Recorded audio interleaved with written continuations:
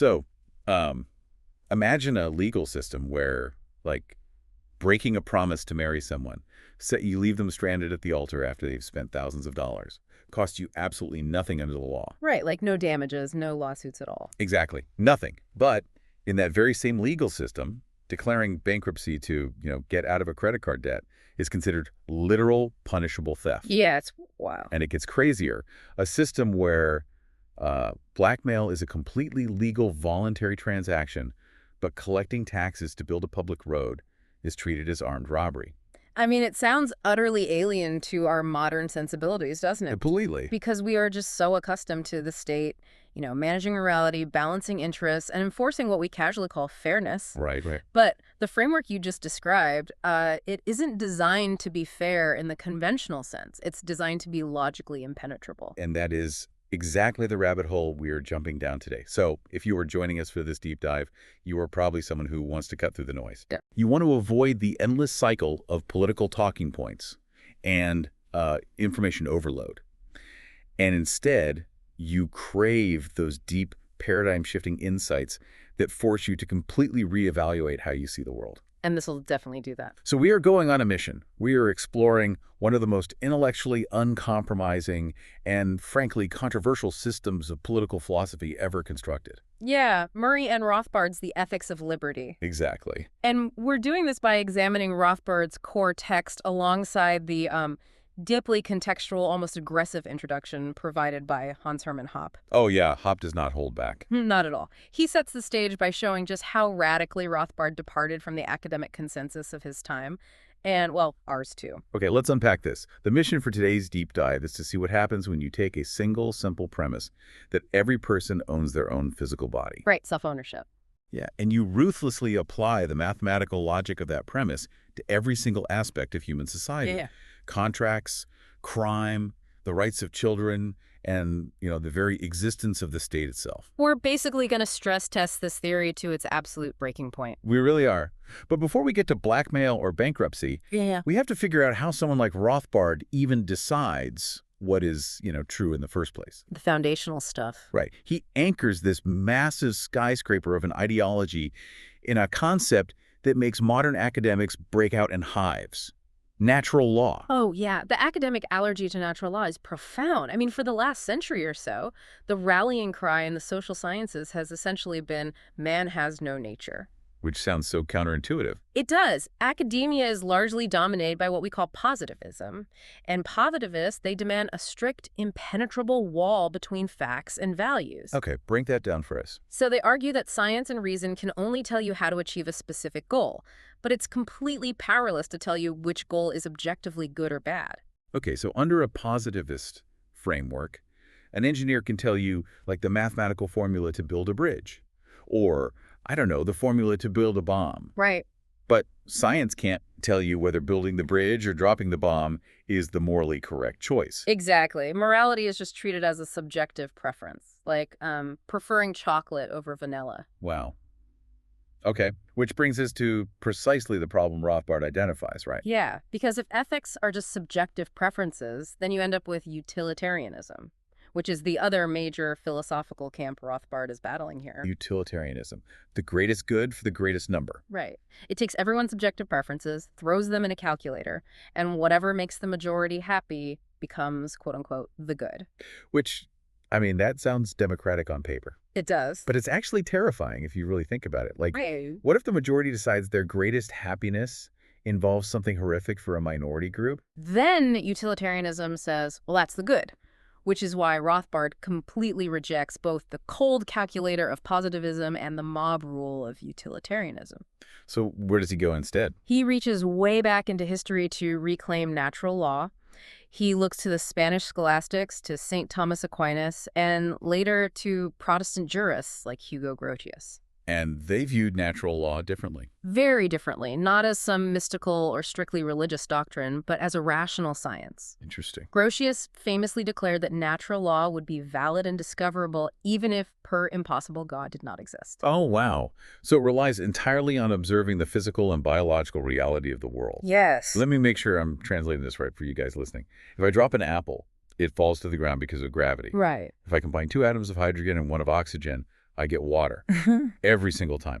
Copper conducts electricity, wood burns. Exactly. Every entity in the physical universe possesses a specific nature, and it behaves according to that nature. That's the core of it. So Rothbard is basically asking, why would human beings be the only entity in the universe exempt from having a specific nature? He is asking exactly that. And the defining characteristic of human nature, according to this tradition, is reason. Because animals are driven by instinct. Right. A beaver doesn't ponder whether to build a dam, you know? It just builds it. It has to. But man is the rational animal. Yes. We possess reason to discover our ends and the free will to choose how to pursue them. So for Rothbard, right reason isn't just a tool to get what we want. What is it then? It's the method we use to apprehend objective goods, to discover what is objectively necessary for human survival and flourishing. Okay, I'm going to push back here, because this is where the analogy feels a little shaky to me. Go for it. If human nature is an objective science, just like chemistry, why do we constantly disagree on ethics? That's a fair question. Like I said earlier, hydrogen and oxygen make water every time, whether the chemist is a communist or a libertarian. True. The atoms don't argue. Right. But humans have spent thousands of years slaughtering each other over what is right and wrong. How can ethics be an objective science if we can't even agree on the baseline? Well, what's fascinating here is that the disagreement stems from the difference between having a nature and being bound by instinct.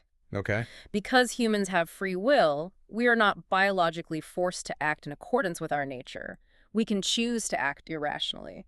We can choose to adopt ethical systems that are objectively harmful to us. Exactly. But, and this is the absolute core of the natural law argument, we cannot escape the consequences of violating our nature. Okay, so I have the free will to step off the edge of a 10-story building. Right. I can debate the ethics of stepping off the building all day long with whoever's up there with me. But my free will doesn't cancel out the objective natural law of gravity when I hit the pavement. Exactly. You can exercise your free will to jump, but you cannot choose to ignore the physical consequences. So how does that apply to ethics? Well, in the realm of ethics, Rothbard argues that a person can choose to act as a parasite, stealing from others, murdering, living entirely off the labor of someone else. Sure. But that behavior is objectively contrary to the natural requirements of human survival, which fundamentally requires the transformation of resources through labor and peaceful exchange. I see. If everyone universally adopted the ethic of the parasite, the human race would starve to death almost immediately. Because parasites eventually run out of hosts. Exactly. Okay, so discovering this natural law of human ethics requires reason. We have to figure out what actually allows humans to survive and flourish in physical reality. Right. To do that, Rothbard uses a classic economic thought experiment, doesn't he? He isolates the variables. We move from the abstract realm of philosophy to, like, a deserted island, the Robinson Crusoe model. Oh, yes. The Crusoe model is indispensable for what Rothbard calls axiomatic deductive reasoning. That's a mouthful. It is. It just means you start with a self-evident truth, an axiom, and you deduce the logical consequences step by step. And why start with one man isolated on an island? Because we need to completely separate human interaction from man's fundamental interaction with nature. Before we can figure out how humans should treat each other, we have to figure out how a human survives alone. Okay, so Crusoe washes up on the beach. He's hungry, he's cold, and unlike a bird that instinctively knows how to weave a nest, Crusoe has no innate instinct telling him how to build a shelter or farm wheat. No instinct at all for that. Right, he starts with zero practical knowledge. He has to use his reason to observe the laws of nature, and then he has to exert his physical energy to transform the raw materials around him so he doesn't die. And this solitary struggle for survival brings us to the bedrock of Rothbard's entire property system. Which is? Adopting John Locke's concept of homesteading, or mixing one's labor with the soil. Mixing labor with the soil. Okay. Right. So imagine Crusoe walks into an unused, unowned forest. He chops down a tree, strips the branches, and carves it into a spear to catch fish. Makes sense. By stamping his unique personality, his time, and his physical energy onto that unknown piece of wood, he converts it from raw nature into his exclusive property. Because he owns his own physical body. Exactly. He owns his body, and therefore, as a direct logical extension, he owns the fruits of his body's labor. And since he is the only guy on the island, there are no disputes. Oh. Whatever he transforms, he owns. The math is simple. Very simple. But then, Crusoe sees a footprint in the sand. Yeah. Friday shows up.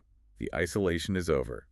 We now have interpersonal relations. The variables just got more complicated. Yeah, the immediate question is, do they instantly start fighting to the death over the limited number of coconuts on the island? Well, they could, but reason dictates they shouldn't. This is where Rothbard integrates David Ricardo's law of comparative advantage to explain the origins of peaceful society. Okay, I always want to make sure we explain the mechanics of these economic laws, because comparative advantage sounds like textbook jargon. It does, yeah. How does it actually work? If, let's say, Crusoe is vastly superior at everything, what if he is 10 times better at fishing than Friday and 5 times better at gathering coconuts? Why wouldn't he just enslave Friday or ignore him? Because Crusoe's time is strictly limited. Let's run the numbers. Okay, let's do it. Let's say Crusoe can catch 10 fish in an hour or gather 10 coconuts in an hour, and Friday can only catch 1 fish an hour or gather 2 coconuts an hour. So Friday is objectively worse at both. Yes. But every hour Crusoe spends gathering coconuts costs him 10 fish. His opportunity cost is huge. I see. Friday's opportunity cost for gathering coconuts is only 1 fish. So, mathematically, Crusoe should spend 100% of his time doing what he is relatively best at, which is fishing. And let Friday spend 100% of his time gathering coconuts. Exactly. When they trade, the total wealth of the island increases, and both men end up with more fish and more coconuts than if they worked in total isolation. So the law of comparative advantage mathematically proves that peaceful voluntary exchange benefits both the strong and the weak. Yes. They don't have to devour each other to survive. Their differences are actually what make trade mutually beneficial. It's a beautiful mechanism. It really is. Yeah. Now, I want to contrast this deeply grounded, sweaty, physical reality of Crusoe chopping wood and catching fish with how modern political philosophers try to explain the origins of society. Oh boy, here we go. Because Hans Hermann Hoppes' introduction goes incredibly hard against John Rawls on this point. Yes, John Rawls wrote A Theory of Justice in the 1970s, and it has essentially become the holy text of modern political philosophy. The absolute holy text. Rawls attempts to discover objective justice by asking what rules people would agree to from behind a veil of ignorance. The veil of ignorance, what does that mean? He imagines a scenario where people are placed in an original position, completely unaware of their future class, their intelligence, their gender, or their physical abilities. So they don't know who they're going to be in society. Right. And he argues that whatever rules these ignorant entities agree upon would naturally be perfectly fair because no one would want to risk being oppressed. But Hoppe points out a massive fatal flaw in Rawls' entire thought experiment, doesn't he? A glaring flaw. Rawls completely ignores the reality of physical scarcity. He just ignores it. Completely. Yeah. These hypothetical people in Rawls' world are just floating in a void, endlessly debating fairness without ever getting hungry. Hoppe ruthlessly refers to them as free-floating wraiths or disembodied somnambulists. It's hilarious, but he's right. They aren't constrained by physical bodies that take up physical space. It's a devastating critique because it exposes the unreality of modern academic philosophy. Completely.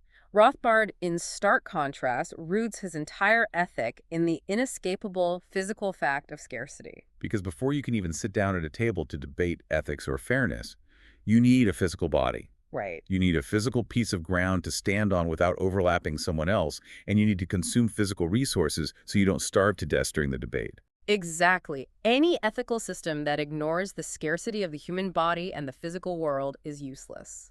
So if we must solve the problem of who owns what in a world of strict physical scarcity, Rothbard uses what we can call the universalization test. This is a really elegant, logical tool. It is.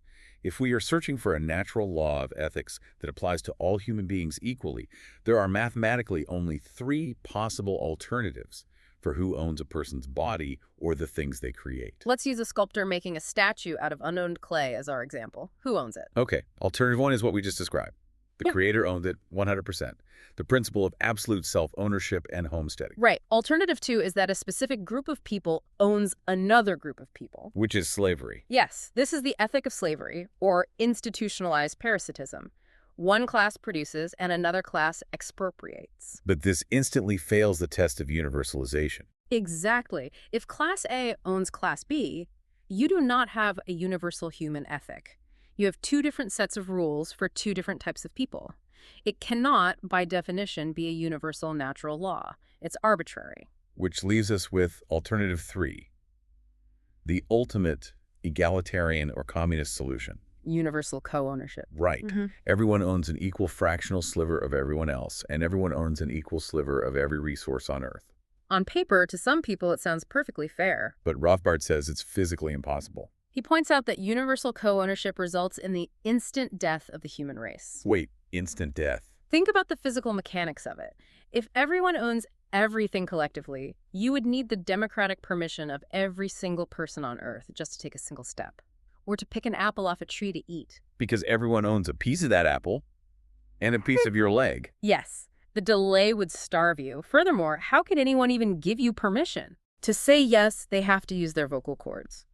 But they don't exclusively own their own vocal cords, the collective does. They'd need permission just to give you permission. It's a biological and logical absurdity. It really is. That is such a vivid way to break it down. So by strict process of elimination, the only universal ethic that allows humanity to physically survive and act is absolute self-ownership and the right to homestead unowned resources. Alternative one is the only one left standing. Now, before we move on to how these property rights interact, I need to clear up a common confusion regarding the word freedom. This comes up a lot. It does. Critics of libertarianism often say, well, if I'm poor, I don't have the power to buy a yacht or fly to the moon. Therefore, in a capitalist system, I am not truly free. That is a critical conflation of two entirely different concepts, freedom and power. Rothbard meticulously dismantles this. How so? Freedom does not mean the power to achieve whatever desires pop into your head. You are not unfree to leap across the ocean in a single bound. You simply lack the physical power to do so because of the laws of biological nature. Right. And you aren't unfree to buy a yacht. You just currently lack the economic power. Freedom, in the strict social and political sense, means only one thing. And what's that? The absence of physical aggression or coercion by another human being against your body or your justly acquired property. So lack of ability is not a lack of freedom. Exactly. Okay, so we've established the foundation. I have the absolute freedom to own my body and the property I homestead or trade for. But what are the actual mechanics of moving that property around? This is where things get really interesting. How do contracts work? And what happens when the rules are broken? Because this is where Rothbard's logic starts producing results that completely upend our modern legal system. Let's talk about the title transfer theory of contracts. This represents a massive paradigm shift. Under our current common law system, many contracts are viewed as binding promises. Right. If I promise to do something for you in the future, the law might step in, force me to fulfill that promise, or force me to pay you financial damages if I break it. Which seems normal to us. Sure. But Rothbard argues that this is fundamentally flawed. A contract is only legally valid if it involves the transfer of a physical property title from one person to another. A title transfer. Yes. A mere promise, no matter how earnest, is just a moral obligation. It is not a legally enforceable one. To really grasp this, we need an analogy. Think about the difference between handing someone the physical pink slip to your car, which legally transfers the title of ownership, versus telling a friend, hey, I promise I'll help you move your furniture next Saturday. Perfect analogy. One transfers a title, the other is just words about future action. Let's look at the movie star example Rothbard uses, because it perfectly illustrates the shock value of this theory. I love this example. So an A-list actor signs a contract to star in a blockbuster movie. The studio relies on that promise and spends $10 million building sets, hiring a crew, and marketing the film. A huge investment. Huge. But the day before shooting begins, the actor simply says, I changed my mind, I'm not doing it, and backs out. Under Rothbard's system, what happens to the actor? Legally, Yeah. absolutely nothing. Nothing at all. No legal violence or coercion can be used against the actor. Forcing the actor to show up to the set and perform the role against his will would be literal slavery. It would be a direct violation of his absolute self-ownership. I think most modern people agree you can't physically force him to act. But surely you could sue him for the $10 million he cost the studio. I mean, he broke his promise and caused massive financial damage. You'd think so, but Rothbard argues that forcing the actor to pay damages out of his own pocket is an act of theft. Theft. Why? We have to look at the mechanics of the title transfer. Did the actor steal the studio's $10 million? Well, no. No, the studio spent its own money voluntarily, based purely on the expectation that the actor would keep his word. No property was actually transferred from the studio to the actor that needs to be returned. So what did the studio do? The studio simply made a bad entrepreneurial bet. They placed millions of dollars of trust in a highly unreliable person. This is where my brain starts to hurt in the best way. So if I promise to marry someone and my fiancé buys a $10,000 wedding dress, books a massive catering hall, flies in all her relatives, and then I text her on the morning of the wedding and say, never mind, I'm out dead, the law does absolutely nothing. Nothing. She can't sue me for the cost of the catering hall. In a strictly libertarian legal system based on natural law, no, she cannot. Wow. And this highlights the impenetrable wall Rothbard builds between morality and legality. Because it would be highly immoral. Oh, it might be spectacularly immoral to leave someone at the altar. You might be a sociopath. Your reputation will be ruined and society will rightfully ostracize you. But a libertarian legal system does not use physical violence to punish bad manners or broken promises. It only uses violence to punish the actual theft of physical property or bodily assault. Breaking a promise, no matter how emotionally or financially devastating to the other party's expectations, is not theft. I can hear people yelling at their devices right now. They're saying, what about debt? If I borrow money and refuse to pay it back, isn't that just breaking a promise to pay?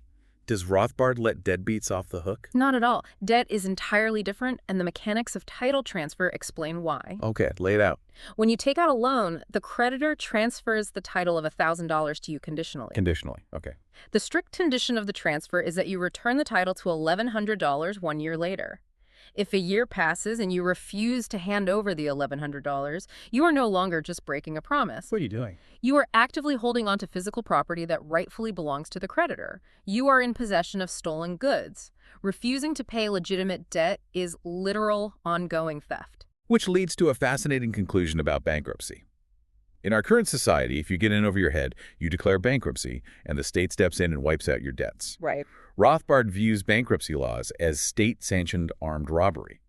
The state uses its monopoly on force to tell the creditor, you are legally forbidden from retrieving your stolen property. Exactly. Bankruptcy laws violate the absolute property rights of the creditor. Now, if we understand that a crime is strictly defined as an invasion of property or self-ownership, it radically alters how we view criminal punishment. Oh, cool. In our current justice system, if a person assaults you on the street, the court case isn't you versus the attacker, it's the state versus John Doe. The state legally considers itself the primary victim of the crime. Which is absurd when you really think about it. Yeah. The state didn't get punched in the face. My nose is broken, not the governor's. Precisely. Under Rothbard's framework, the individual victim is the only wronged party, and therefore the victim holds the exclusive right to seek restitution and punishment. And the punishment must be strictly proportional to the crime, right? Yes. This is derived from the ancient legal principle of lex talionis, usually understood as an eye for an eye, but Rothbard refines this mechanically. How does he refine it? He argues that true proportionality isn't one eye for an eye, it's 2 eyes for an eye. Okay, break the math down on that for us. Why 2 eyes? Imagine a thief steals $10,000 from your safe. If the law catches him and merely says, give the $10,000 back, there is virtually zero disincentive to steal. Right, because the worst that happens to the thief is that he ends up exactly where he started. Exactly. To truly restore the balance of rights, the thief must return the stolen $10,000. That's the restitution, the first eye. Okay. Plus, the thief must lose an equivalent amount of his own rights to compensate for the violation he committed. So he owes an additional $10,000 as a penalty. That's the second eye. Restitution plus penalty. 2 eyes. Yes. And what makes this system so flexible is that because the right to punish belongs entirely to the victim, not a rigid state bureaucracy, the victim can choose to forgive the criminal entirely. Or, more likely, they can negotiate. Exactly. The victim could say, you owe me $20,000 total. I know you don't have it, but I will accept a legal contract where you work in my factory and garnish 50% of your wages until it's paid off. So the entire justice system pivots from paying a debt to society, whatever that means, to making the actual physical victim whole. It creates a market for justice rather than a monopoly on punishment. Fascinating. Now, having established this incredibly rigid, mathematically precise framework of self-ownership and property rights, we must move into the territory where it gets most difficult. The edge cases. Yes. Look, before we get into this next part, I need to make a very clear disclaimer to you listening. We are putting on the lab coats here. Right. We aren't advocating for these specific conclusions in our personal lives, and we aren't taking any political sides. Right, we are just impartially reporting on the content provided in the source material. Exactly. We are just stress testing Rothbard's math to see where the logical deductions lead. Because a true philosophical system cannot just work when the sun is shining and everyone is trading coconuts. It has to survive extreme environments. It has to hold up under pressure. So we are going to see what happens when a philosopher refuses to compromise his formula, even when the results are deeply uncomfortable for modern sensibilities.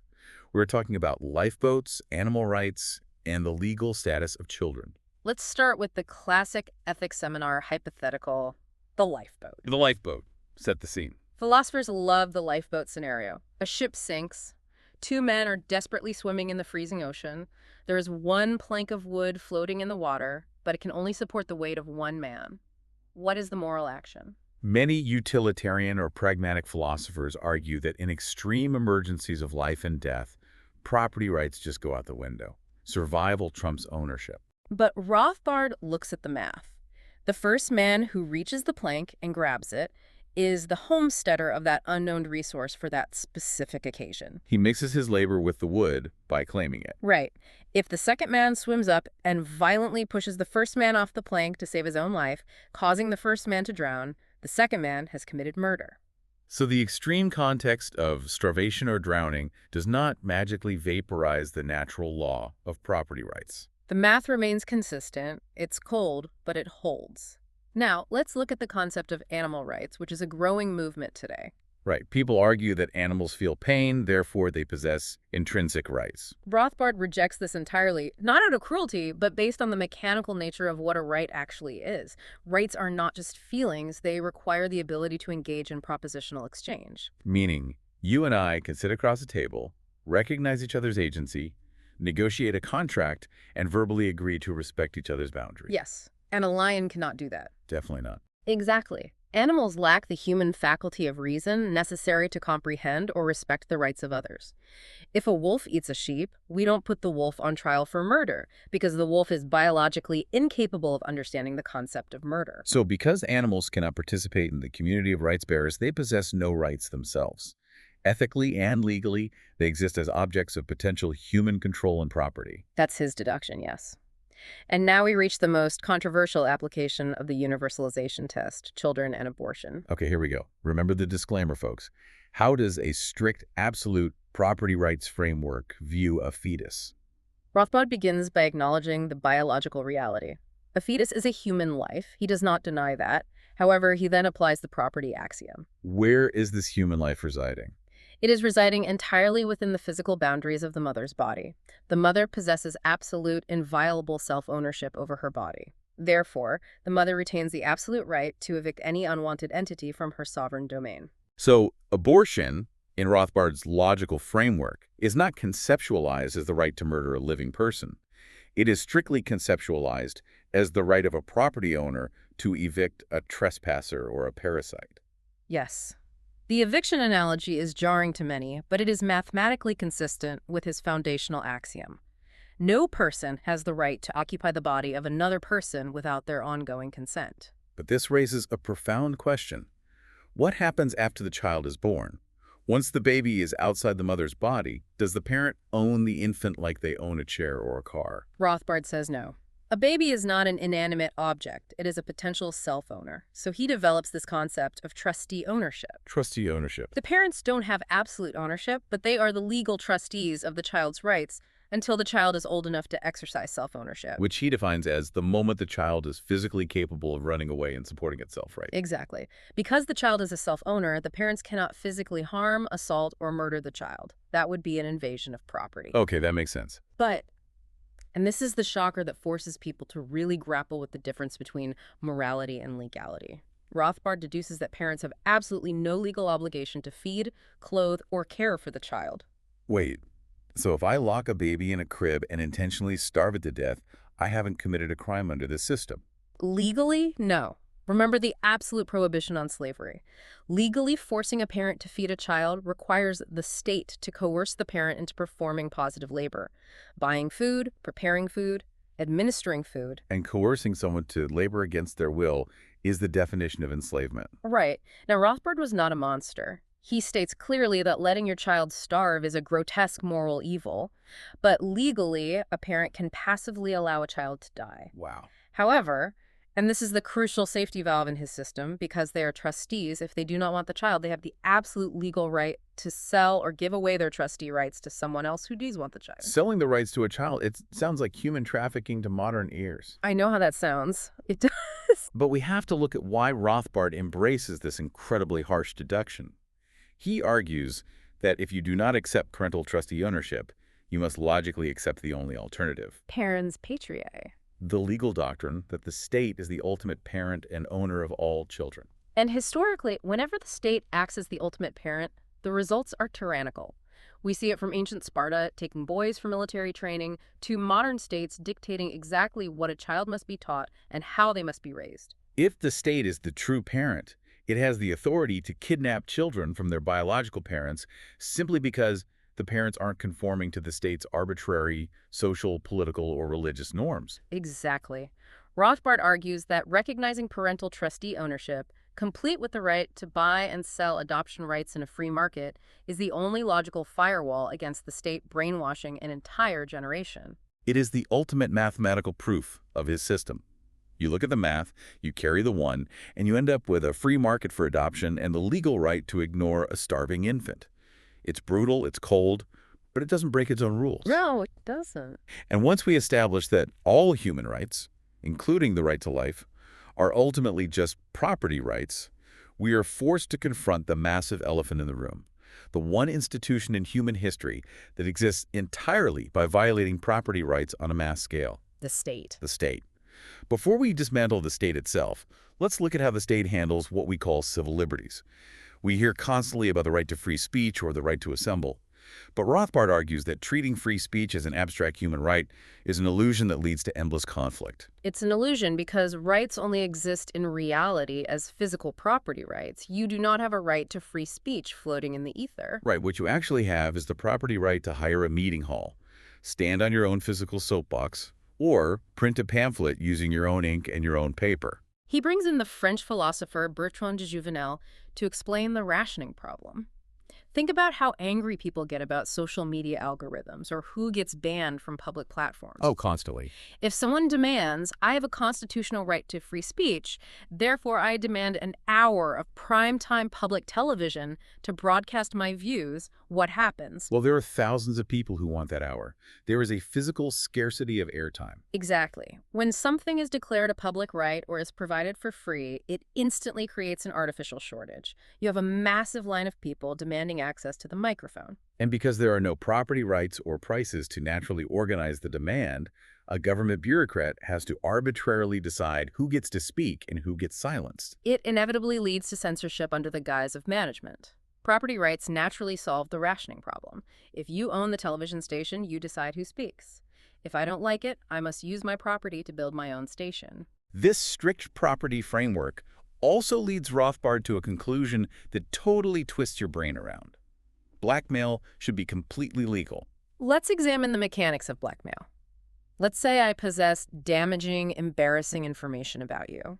Because it is my knowledge, I have the absolute property right to publish that information to the world or to keep it a secret. Okay. You come to me and offer to pay me $10,000 not to exercise my right to publish.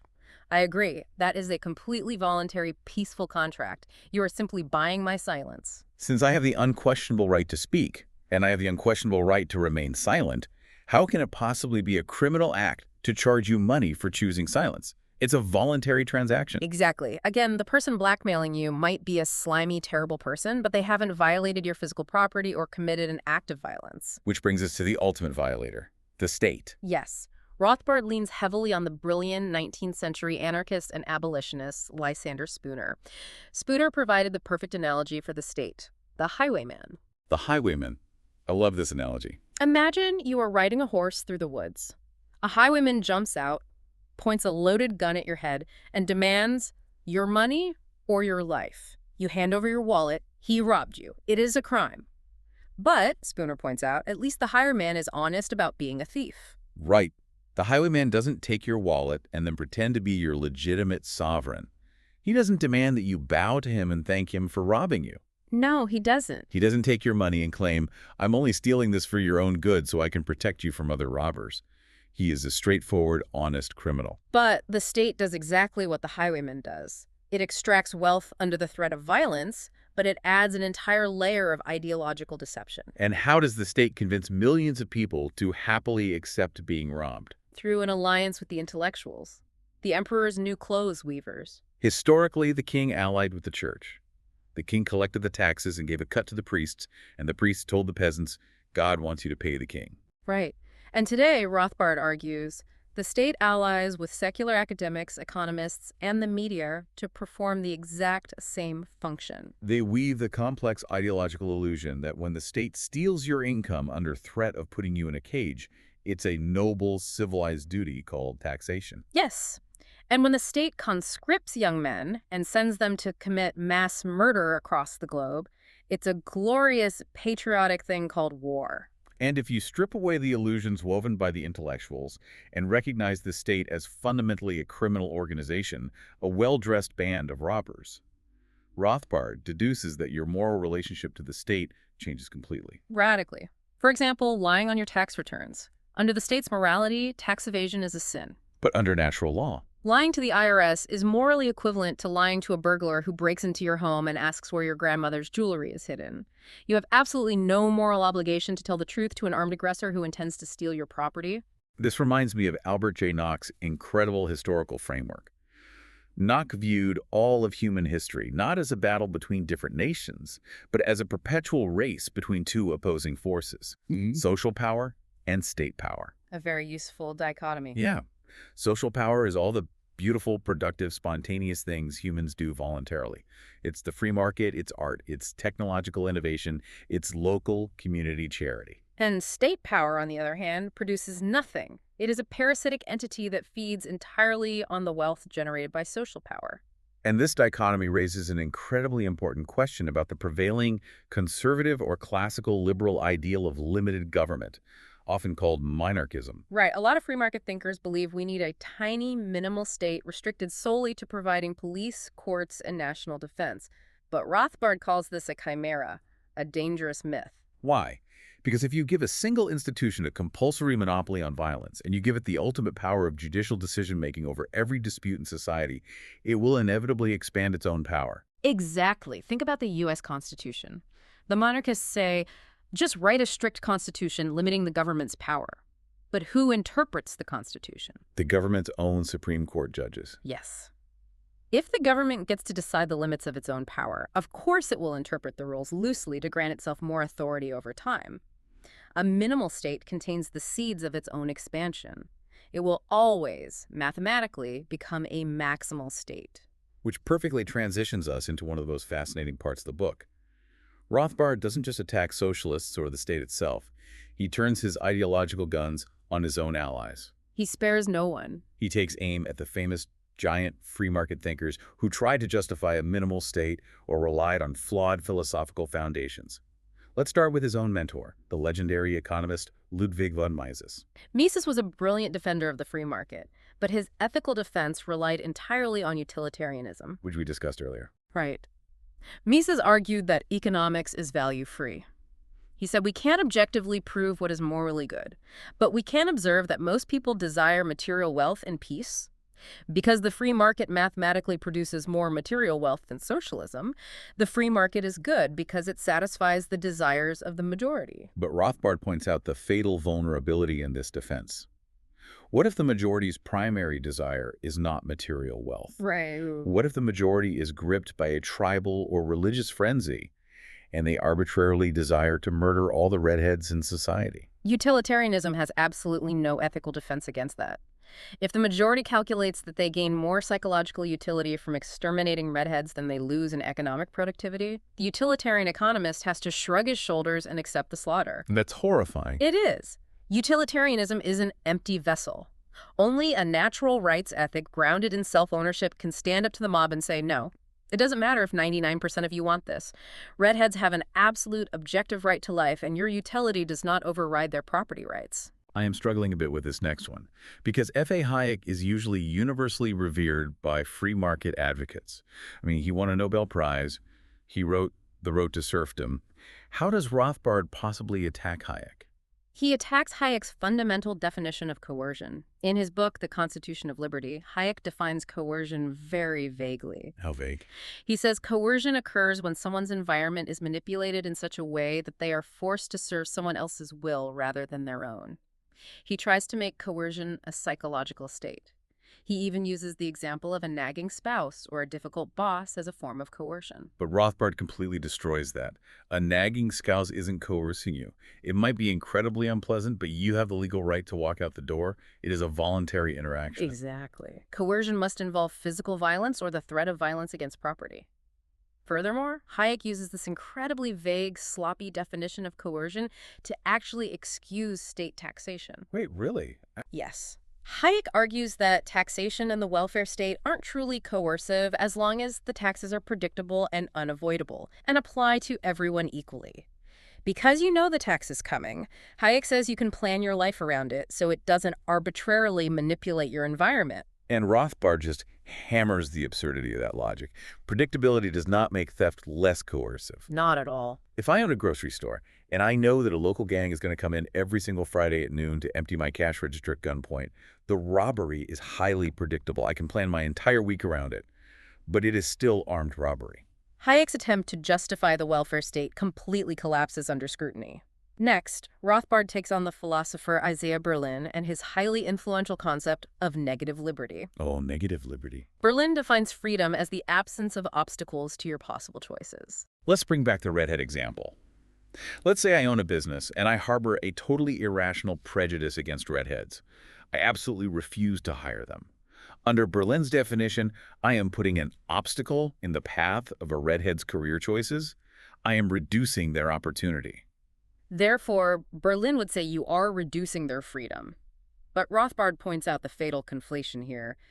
Berlin confuses freedom with opportunity. Oh. You are certainly reducing the redheads' opportunities, but you are not violating their freedom because you are not physically aggressing against their property. No one has a natural right to be hired by your business. So it's a sloppy definition. Very. And because Berlin's definition is so sloppy, it accidentally creates a philosophical justification for massive state intervention. The state can justify almost any regulation or wealth redistribution by claiming it is removing obstacles to increase freedom. Finally, we have to talk about Robert Nozick. His book, Anarchy, State, and Utopia, won massive academic acclaim. It is essentially the most famous philosophical attempt to justify a minimal state. Yes, Nozick tries to prove what is jokingly called the Immaculate Conception of the state. He wants to prove mathematically that a state could emerge from a state of nature purely morally, without violating anyone's natural rights. How does he try to prove that? Nozick imagines a free market anarchy where people hire competing private defense agencies for protection. He argues that over time, one dominant agency will naturally emerge in a geographic area. So far, no rights are violated. Okay. But then Nozick argues that this dominant agency has the moral right to force independent holdouts people who want to defend themselves or use a smaller agency to join the monopoly. Why? On what grounds can they force them? Nozick claims the holdouts are engaging in risky behavior by using unapproved, non-standard justice systems. The dominant agency forces them to join, but compensates them by providing free protection.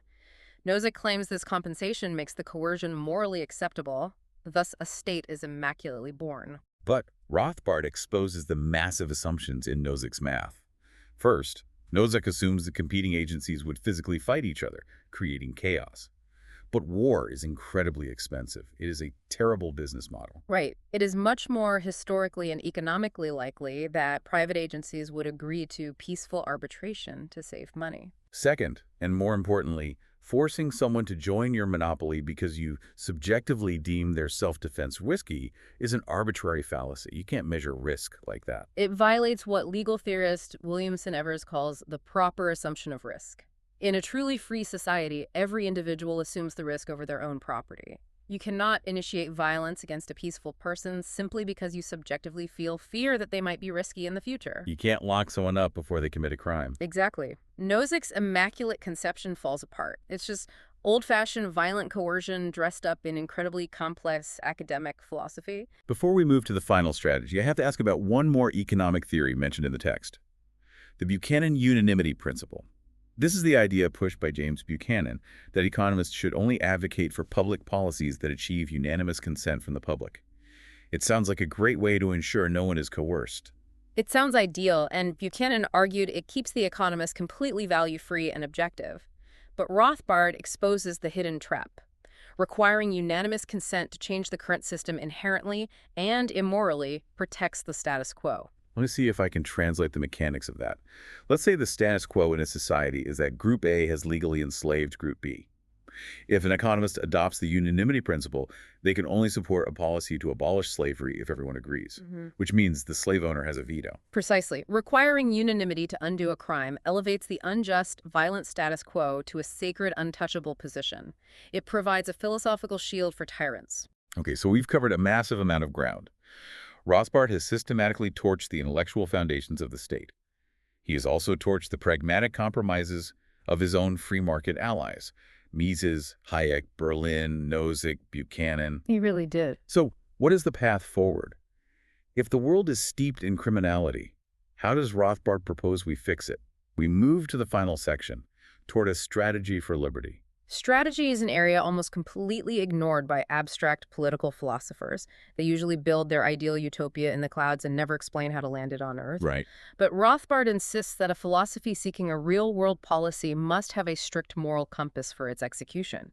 He proposes absolute, unapologetic abolitionism. Liberty must be the highest political end, driven not just by economic calculations, but by a burning moral passion for justice. To illustrate this uncompromising stance, he uses the button-pushing criterion coined by Leonard Read.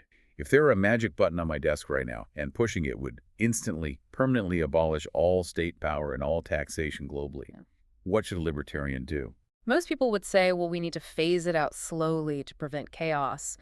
But Rothbard says the true libertarian must slam their fist on that button immediately. Not halfway, not over 10 years.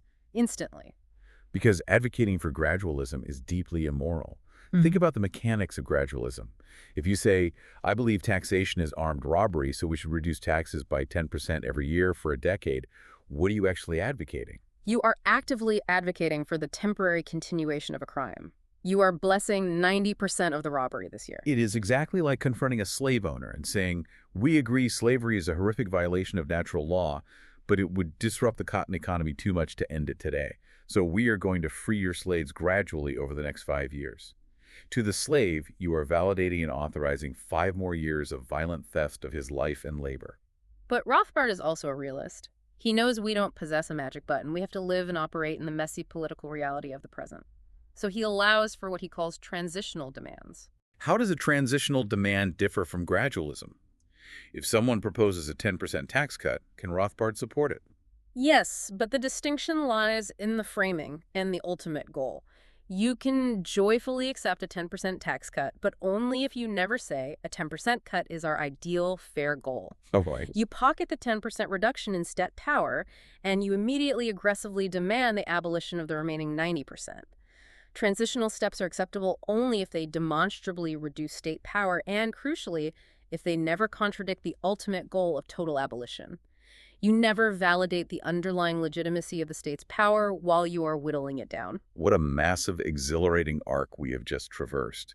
I want to do a comprehensive summary of what we've unpacked today because we've covered the kind of intellectual ground that usually takes a semester of grad school. We really have. We began by rejecting the sterile calculators of positivism and utilitarianism, grounding our ethic in the objective biological reality of natural law. And using the Robinson Crusoe model, we discovered that absolute self-ownership and the homesteading of scarce resources are the only mathematically viable principles that allow humanity to survive the universalization test. From that bedrock axiom, we built a world. We explored the title transfer theory of contracts, where promises mean nothing legally, but stealing a creditor's money through bankruptcy is a crime. We redefined criminal justice not as paying a mystical debt to society, but as strict, mathematically proportional restitution to the actual victim to eyes for an eye. We then put on our lab coats and stress-tested this property logic against the most extreme edge cases. We saw that homesteading applies even to a plank of wood in a freezing ocean. We saw that animals, lacking reason, cannot hold rights. And most controversially, We explored the cold logic that classifies abortion as the eviction of an invader and dictates that parental trustee ownership includes no legal mandate to perform the forced labor of feeding a child, providing a radical, disturbing firewall against the historical tyranny of the state acting as the ultimate parent. And finally, we turned our sights on the state itself. We exposed the myth of free speech on public platforms, highlighting the rationing problem. We defended the legality of blackmail. We unmasked the state as nothing more than Spooner's highwaymen, relying on the intellectual class to weave the emperor's new clothes to disguise theft as taxation. We dismantled the monarchist compromises of Hayek, Nozick, and Mises, proving that any compromise with coercion inevitably breeds tyranny. And we arrived at Rothbard's final strategic demand, immediate, morally driven abolitionism. Rothbard's The Ethics of Liberty is truly a masterclass in axiomatic deductive reasoning. It is a machine. You feed the axiom of self-ownership into the slot, you turn the crank, and it spits out a completely unified, impenetrable blueprint for human society. It demands that you face the unflinching logical conclusions of absolute property rights, leaving absolutely zero room for intellectual hypocrisy or state-sanctioned double standards. It forces you to look in the mirror and ask, if armed robbery and kidnapping are morally wrong when you or I do it, by what magical alchemy do they become morally right when a group of politicians vote to do it? That's the real question. But as we close this deep dive, I want to leave you, the listener, with a lingering thought. We talked at the very beginning about building an uncompromising 1,000-story skyscraper out of pure logic. Rothbard has successfully proven that a perfectly mathematical, logically consistent system of liberty can be constructed on paper. The math works. It really does. But humans are not purely mathematical creatures. We are deeply emotional, we are inherently tribal, we crave community, and we are often spectacularly irrational. Absolutely true. So here's the question for you to ponder. Can an ethic designed by pure reason survive contact with the real world?